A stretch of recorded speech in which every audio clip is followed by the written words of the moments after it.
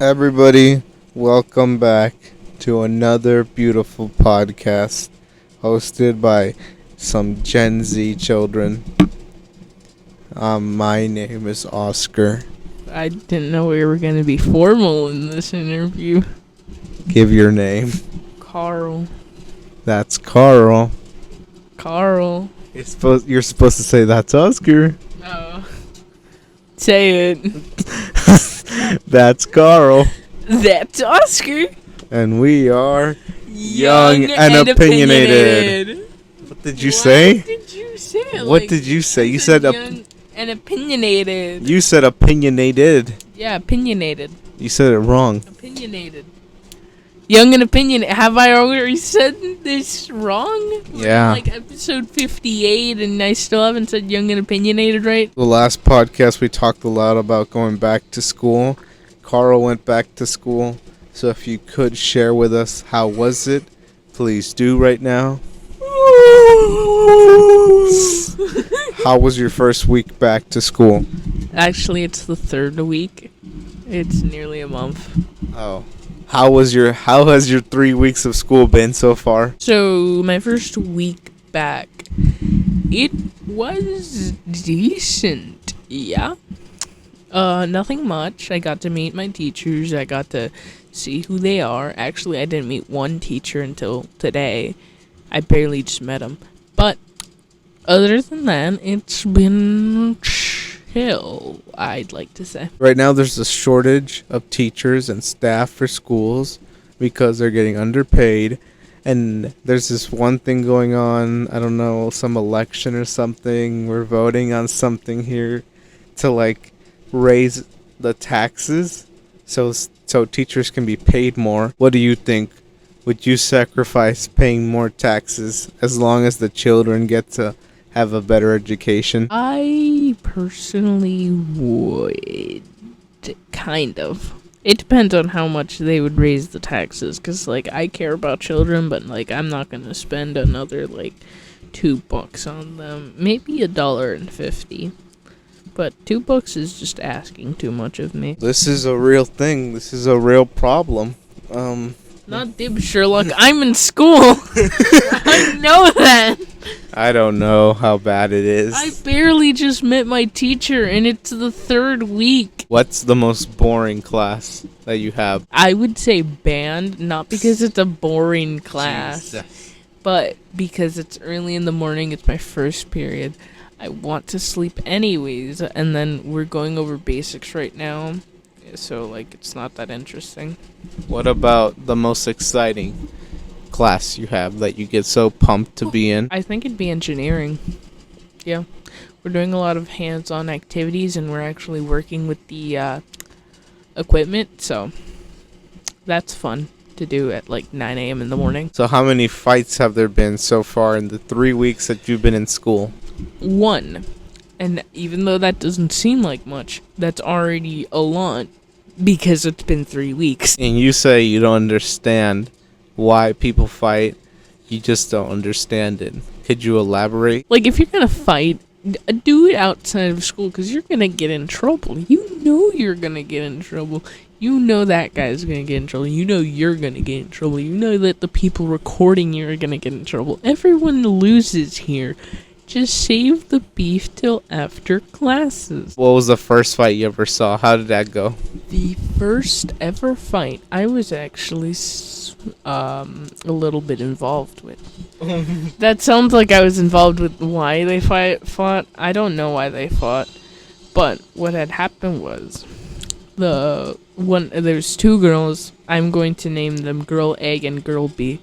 Girl A slammed Girl B onto my table. Oh my goodness. And it was directly where I was.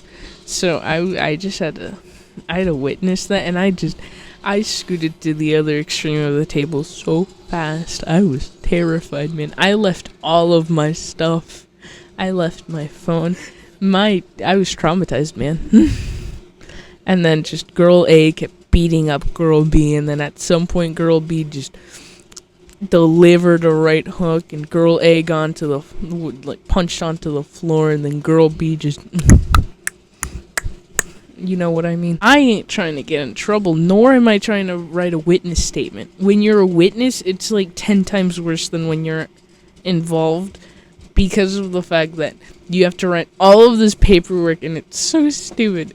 It's I never wanted to be a witness. Witnessing sucks. Oh my god. Now you're talking about being a witness. Here's a really funny, dumb story from middle school about when I had to write a witness paper report.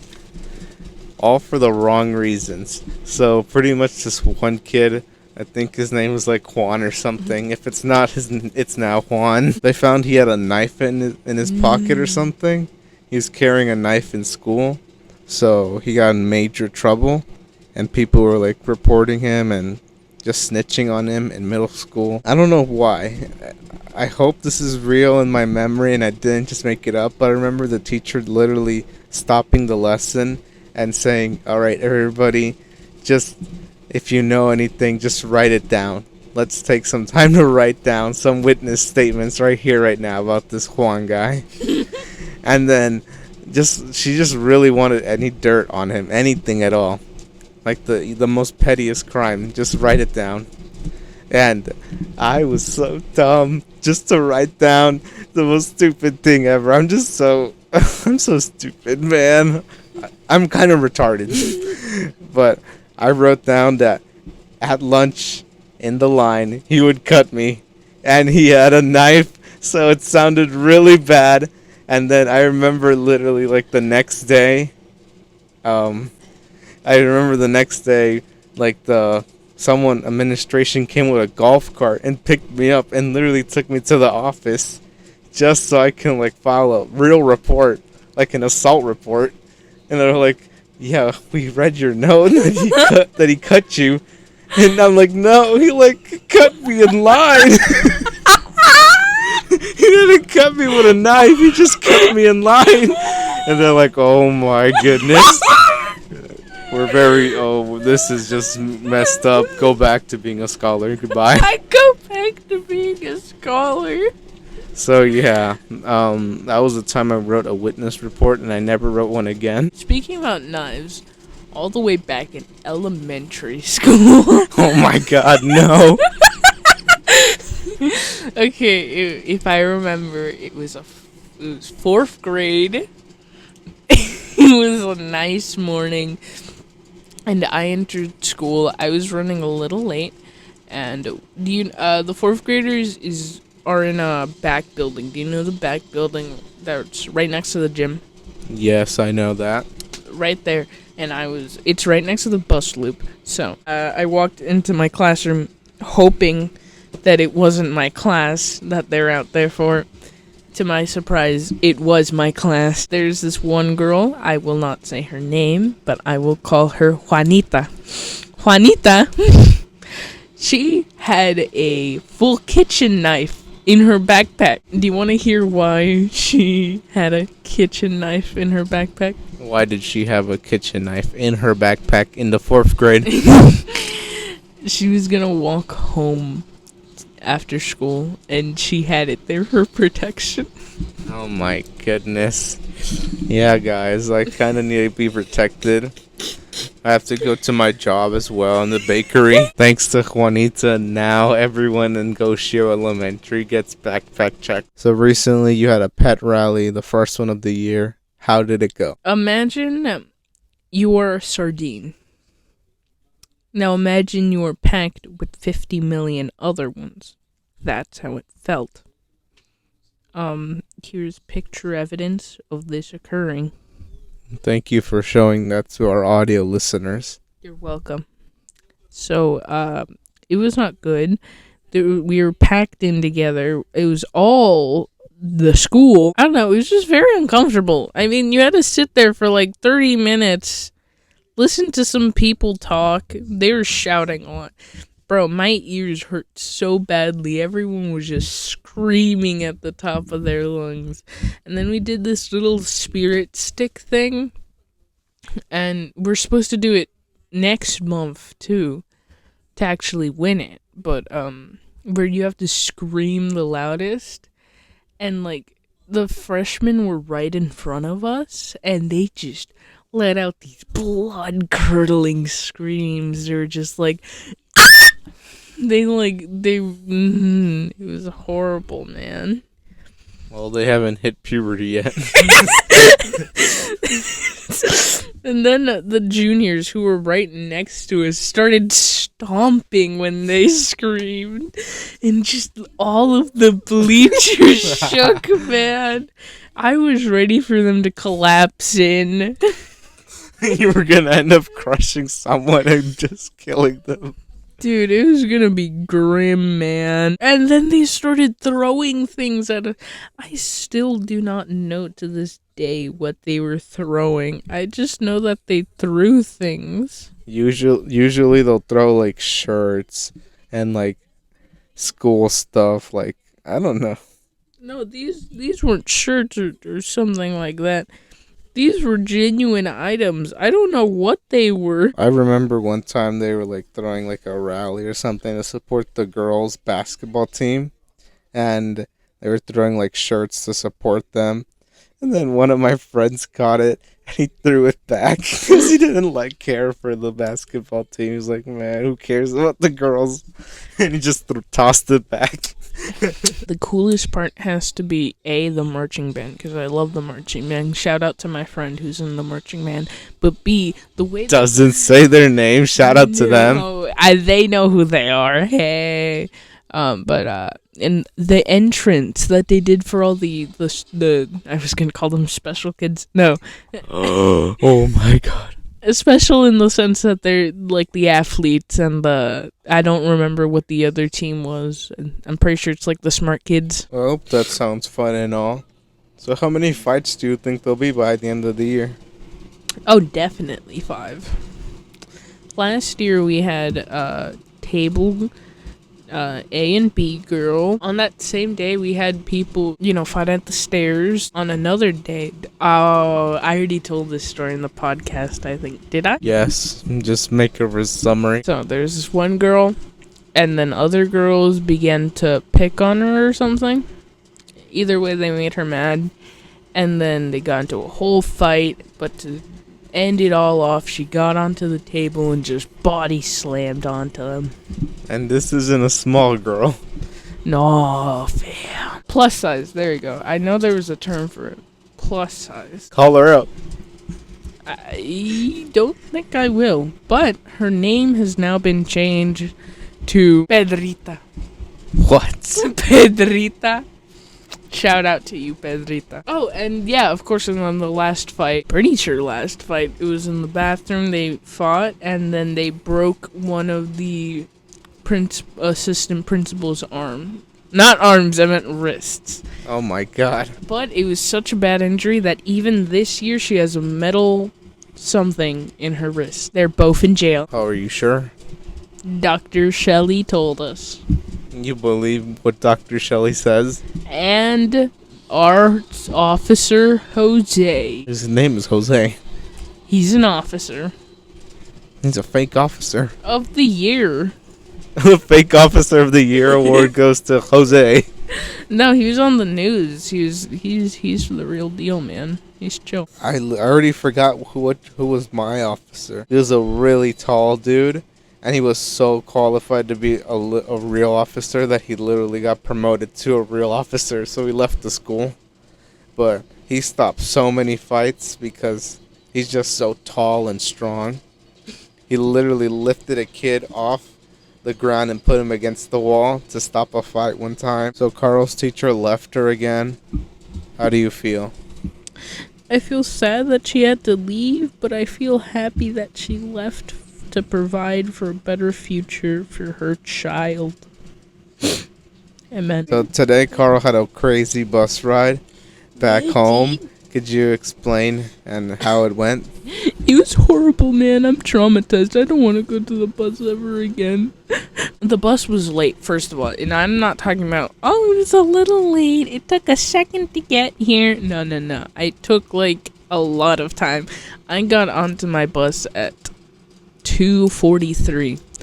To put that in retrospect, the buses leave at 2:23. And then after that, We took a different route than our usual one, but then had to turn back for a kid that we left behind. Then, after acquiring the kid, we went back and we took an even differenter route. And a route that eventually led me to the opposite side of my street. Or our street, I guess. Now you see, our street is,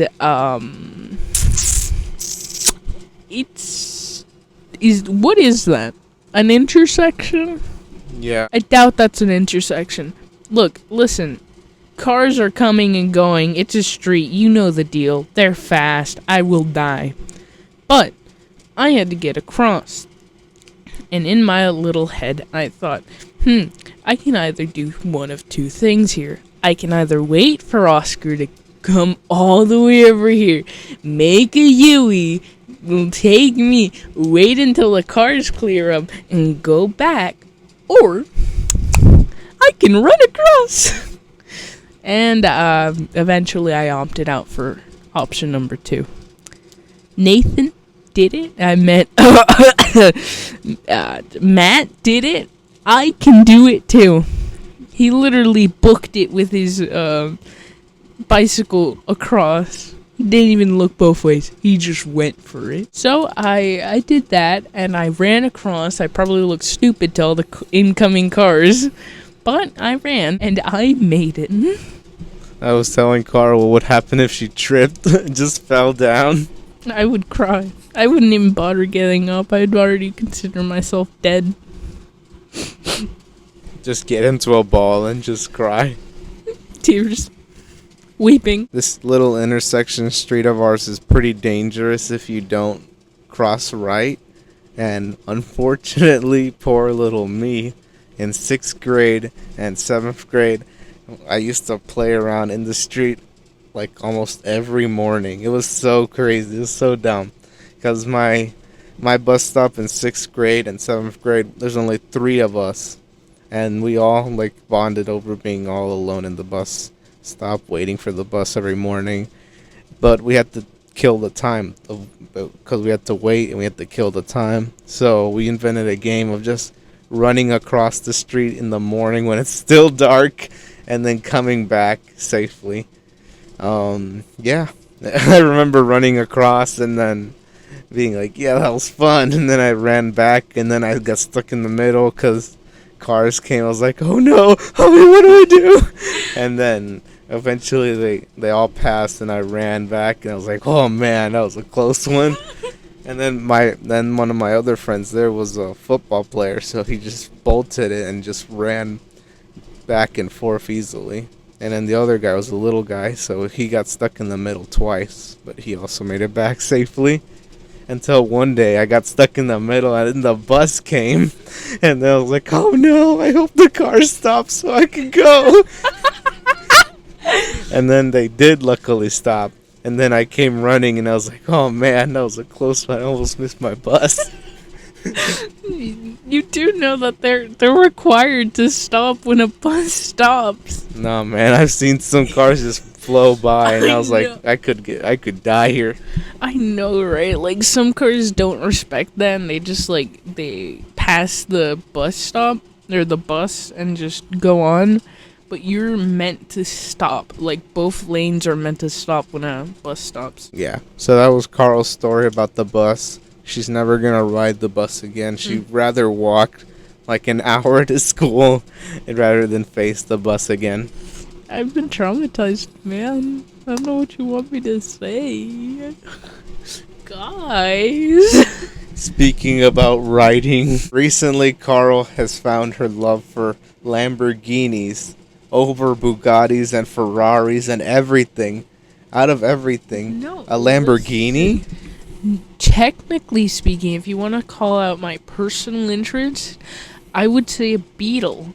But a supercar. Look, Lamborghinis just have the shine to them, and I can't describe it, okay? They just put up a picture.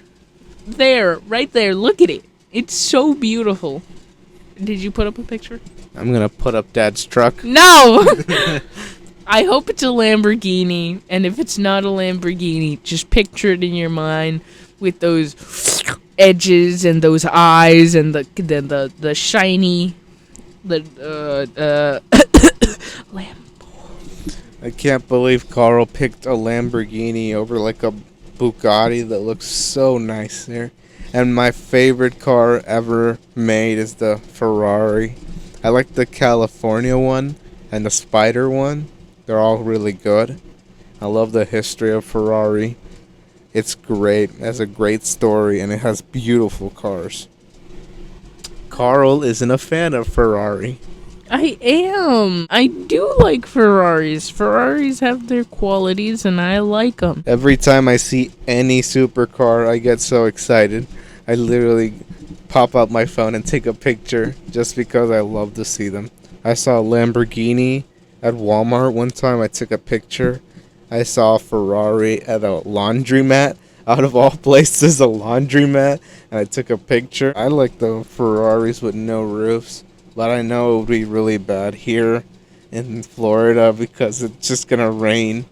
And there's literally a reason it's called the California version because it doesn't rain in California. Mr. Spessner. Sucks. I was trying to give you memories. Nightmares? Hey, look at you. You're a trickster, aren't you? Oh, this is the army. The army one time showed up. The army keeps calling me every 4 months, telling me what I've done with my life. Can I tell that story? What? So, one time we were all together, and the army called Oscar, and I was right next to them, so I got to hear the conversation. And they asked him what he did with his life and if he went to college or not, and it was just the most silliest of answers. He said he was a landscaper that designed grass. Not design grass, you idiot. How the heck can I design grass? Exactly, that's No, what I design said. gardens, not grass. What You a- can't design grass, you can just dye it or what? What do you think I'm doing? What a silly head. I'm designing gardens, like deciding which plants to put, what mulch we should use, And the then proper weed killer. And then the way they greeted each other was like, "Hey, bro," and then he was like, "Oh, hey." I did not speak like that. Shut up. The army just tries to talk to you like they're a real bro, but they're not. They're like 30-year-olds who just really want you to fight. And then Dad was next to me, and he was like, "Look, Midale, he's talking with his friends. He's ignoring us. He's saying about his life." What else did he ask you? He asked me like what was my plan, like if I had plans of going to college. Oh, he asked about college, and then Dad was like, "No, me who nunca va a ir a colegio." Oh, it was so funny that day. I was dying. I just can't wait for the army to call you and see what you answer. What would you say to the army right now if they called you and said, "What are you doing with your life? What do you plan to do?" I'm a high schooler, man. I'm in 10th grade. I'm a 15-year-old man. What are you trying to do? You are not a 15-year-old man. To answer the question, what would I say if the army called me?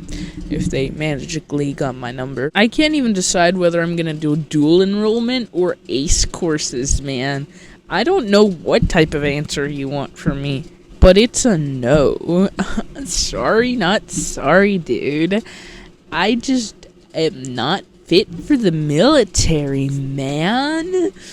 Even though the benefits of going to the military are somehow so good, you get like a free scholarship, and not to mention you also get to hang out.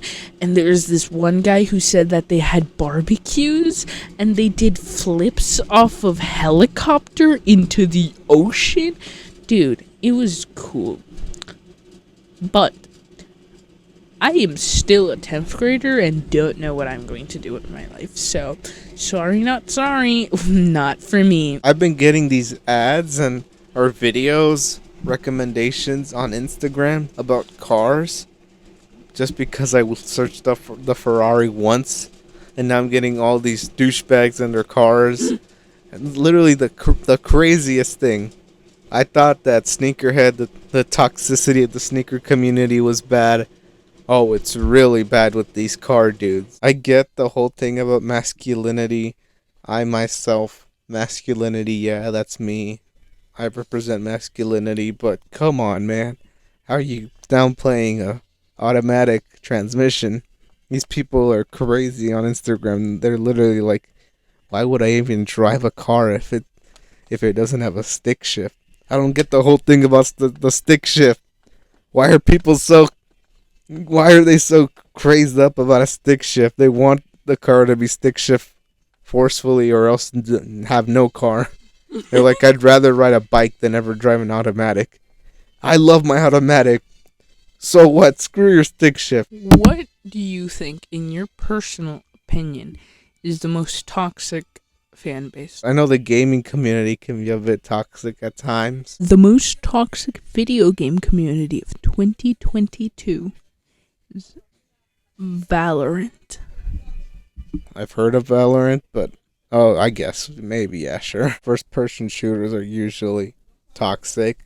There's always those memes of those Xbox 360 chats of just people just screaming slurs and stuff. Even the most fun shooters where there's no blood or anything like Splatoon, there's some little bit of toxicity there just because you're shooting people. You know, a game that has a little bit of toxicity that's been there on that list since forever. What? GTA 5. GTA 5 has been a little toxic when you play online, and it's been there for like 7 years, I think. I don't know what it is. 8. I think it's 9 years. I don't know. What I'm trying to say is give me GTA 6 and I will run to my nearest store and wait there till a PS5 arrives. Because that's literally the only reason I don't have a PS5. And because people are buying them up and reselling them with their bots. But if GTA 6 was out, I would have a PS5 right now. You'd wait there in the actual store ready. I wouldn't. I would go to a 24-hour Walmart and I would sit literally, grab a chair, sit there next to the consoles and just wait there forever until something happens. Sleep there, wake up there. And most Walmarts have like a little store inside them or something, so I could just buy something to eat there. They're like, sir, are you dead? And you're just sleeping. What are your thoughts on DJ Khaled? Another one. Wow. He's notoriously famous for making these albums with like 30 features on it. This is this is an 18-track album. I'm gonna listen to the whole thing because there's so many people here. Look, just listen to this. First song, No Secret with Drake. The second song, God Did, with Rick Ross, Lil Wayne, Jay-Z, John Legend, and this one guy called Friday. Friday! This is crazy. And then number 3, Use This Gospel remix with Kanye West, Eminem, produced by Dr. Dre and the ICU. What is happening? This is crazy. Track 4, Big Time with Future and Lil Baby. 5, Keep Going, Lil Durk and 21 Savage and Roddy Ricch. Number 6, Party All the Time with Quavo and Takeoff, 2 of the Migos. Number 7, Staying Alive with Drake and Lil Baby. Number 8, Beautiful featuring Future and SZA. Number 9, It Ain't Safe featuring Nardo Wick and Kodak Black. Number 10, Let's Pray featuring Don Toliver and Travis Scott. Number 11, Fam Good, We Good. This is a great title. Featuring Gunna, who's currently in jail for a RICO charge. How does he have a verse here? And Roddy Ricch again. And then 12, Bills Paid with Lotto and City Girls. Okay. 13, Way Past Luck featuring 21 Savage. 21 Savage is popping off right now. 14, These Streets Know My Name featuring Skillenbing, Buju Bunton, Capleton, Bounty Killer, and Sizzla. I don't know these names, but this one is the most I'm excited about. 15, Juice WRLD did. What? Yeah, Juice WRLD did featuring Juice WRLD, which is very exciting. That Juice WRLD is in a DJ Khaled album that he's still popping off to this day. Number 16, Jadakiss Interlude featuring Jadakiss. Number 17, Assad and Alam Cloth Talk. And number 18, Grateful featuring Vori. Like, no song of this is by himself because it would be impossible. He doesn't do anything. He just says another one. Another one. The one that scared me. What's your source, man? Are you confident about this is the track list for the album God Did by DJ Khaled. 1,000,000%? Yeah, this is it. Because if so, the one that I'm scared about is this one. Kanye West and Eminem. Production by Dr. Dre and the ICU. I'm worried about God Did. How are all these people gonna flow together? How's Rick Ross, Lil Wayne, Jay-Z, John Legend, and Friday gonna be? Apparently some guy from jail is on this, man. I can see DJ Khaled loves Drake a lot. He has him a lot on this album. So this Friday, listen to God Did. There's memes going around that he has 30 features and he's not even gonna sell 100,000 units. I think this album is definitely gonna go number one. I think he should have 120K at least sales, 120,000. He's literally just getting every rapper he can just to drop a verse so their fans can just come and listen. And if they like it, they'll stick around to listen to the rest of the album. And that one song with Juice WRLD already has me coming to listen. Okay, we're done here.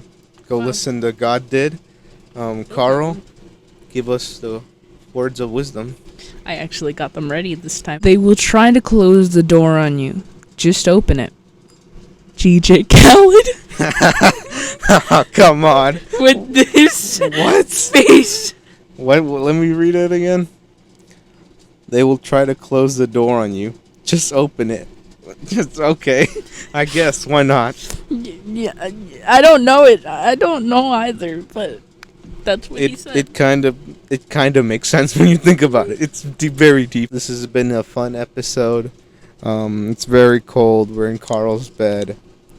And this has been another episode of Young and Opinionated. I'm Carl. I'm Oscar. Bye-bye. Bye-bye. This is a bonus footage for anybody else. I'm going to make a Patreon for $1. We're going to make a Patreon for $1 a month. And if you subscribe, you'll get to listen to the last 5 minutes of our podcast when we turn off the mics. Who would want to give you $1? Who would want to give me money? Even if it's $1 a month, who would want to pay it? You'll get 5 extra minutes of a podcast. Who wants to hear 5 more minutes of a podcast? It's just us putting the mic down and that's it. We leave the room. You'll get an 8-hour video for an extra $5 of me editing my vlog. You'll get me just laying down and editing a video. You'll be there so soulless, You'll get to see how I edit a video in 8 hours. Oh my god. So, yeah, give me your money, Oh, buddy. and I'll give you my content. Not a single soul. Please don't fall for this. Please don't try to search us up on Patreon. There's nothing. Don't give him money, even if there is something. Yo.